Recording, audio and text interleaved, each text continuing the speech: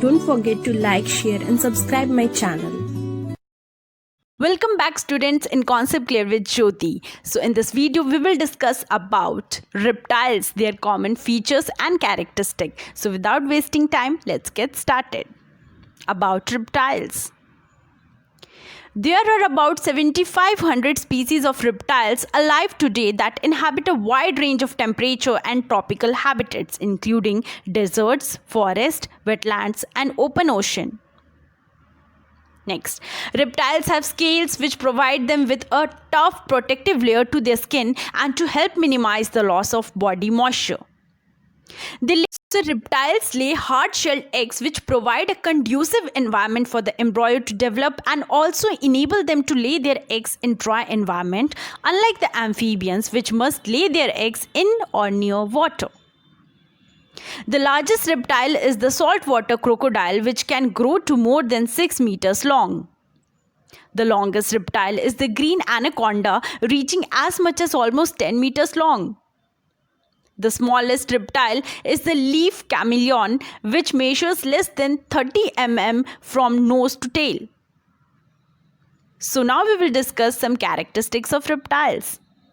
So basically, reptiles are cold-blooded, they lay hard-shelled eggs, they have tough scales and they breathe with lungs. Now, special characteristics include cold-blooded.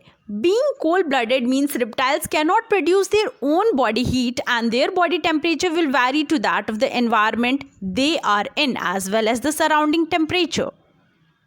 Hard shell egg.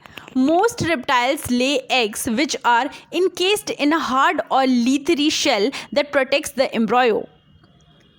Next, there are a few reptiles that give birth to their young instead of laying eggs, and they include boa constrictors, most vipers, the blue-tongued sting, and the Jackson's chameleon.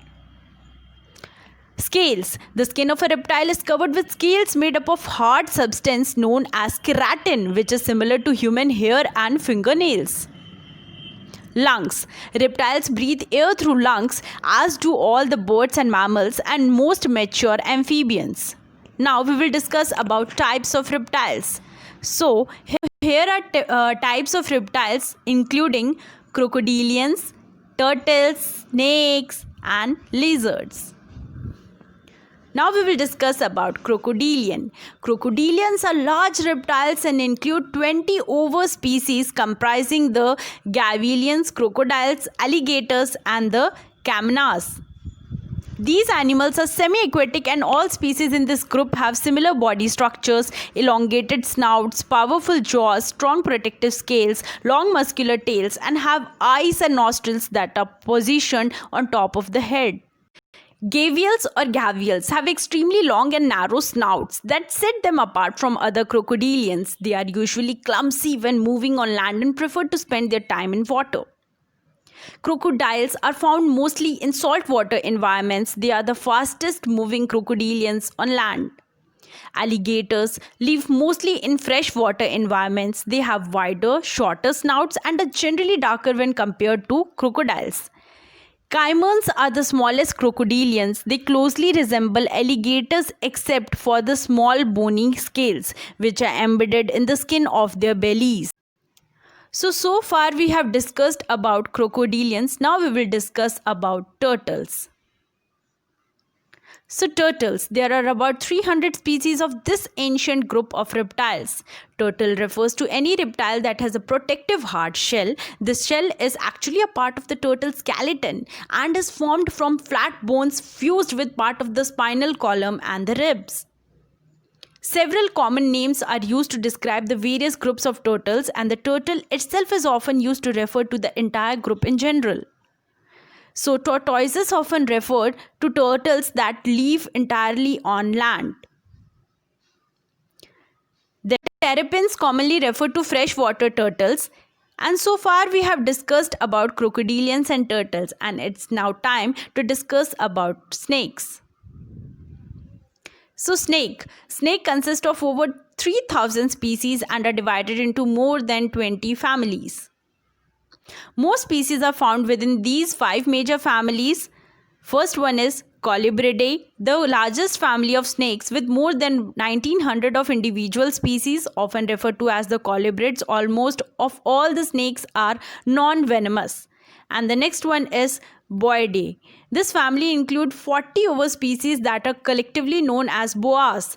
They are non-venomous and rely on their sheer size and strength to kill their prey. The next one is Elapidae, also known as elapids. The family consists of more than 300 venomous species, including cobras, mambas. Next one is Elapidae, also known as elapids. The family consists of more than 300 venomous species, including cobras, mambas, and coral snakes. Next one is Pythonidae, commonly known as pythons. This family of non-venomous snakes contain about 26 species. The next one is Vipridae, also referred to as vipers. There are 200 over species of these venomous snakes, including rattlesnakes and copperheads. The vertebrae of snakes' backbone are loosely jointed together, and this enables them to move with great agility and to wind their bodies into compact coils. Many snakes have specialized jaws that enable them to swallow animals that are far larger than their own heads. When snakes eat, they swallow their prey whole rather than biting off small pieces. Now, so far we have discussed about crocodilians, turtles, snakes, and the last categories is of lizards. So we will discuss about lizards. Lizard make up the largest living group of reptiles with more than 4,300 species in wide variety of shape and sizes. So lizards may resemble salamanders, but they differ in that lizards have dry scaly skin. Most have clawed feet as well as external ear openings. Many lizards have long tails, and in some species their tails can be broken to allow them to escape from predators. So, types of reptiles. Komodo dragon is the largest lizard in the world and can grow up to 3 meters long. Their saliva is full of bacteria and can kill their prey with only. So I hope this video proves helpful to you. Don't forget to like my video and subscribe my channel. Again, I will come with some useful information. Till then, stay safe and stay tuned. Thanks for watching.